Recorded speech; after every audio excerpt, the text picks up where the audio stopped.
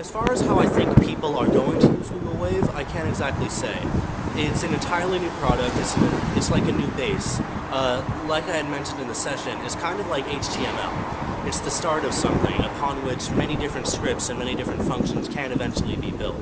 So I can't claim to know how it's going to shake out in the end. What I do know is that Google Wave, so far, I think, has the potential to be one of the most interesting communication tools that I've ever used. And I use a lot of them. I'm a digital native. I use these things as a matter of course. Facebook, Twitter, MySpace, etc., etc. But Google Wave is the first thing that I felt like I'm actually having a conversation with somebody, or even a group of people, while just using a communication technology, while I'm thousands of miles away from them.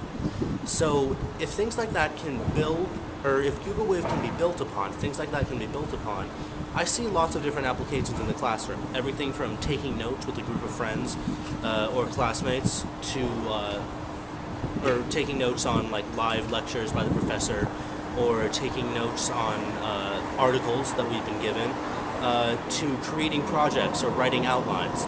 Like for example, when I was doing the presentation in there, over the past month, Marcia and I, who was co-facilitating that with me, we actually wrote our entire outline out on Google Wave, and it expanded and contracted in what felt like a very organic way.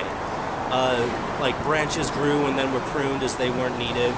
Small sub-conversations popped out and generated their own waves, which we eventually deleted when they weren't needed anymore. And what we were left wasn't a massive jumble of information that wasn't really well connected, but it was a succinct, good outline that we then used to follow, and I think it turned out pretty well. So if we can do that, just two people, early adopters, then I see infinite capability in the classroom. I see collaboration in Google Wave not as something that can be defined by some sort of rigorous structure, because I think if somebody were to try to enforce one of those, or just you have to do this, you have to do that, I don't think that that's the best way to use it. I see the best way of using Google Wave as something that evolves very organically out of the people who use it.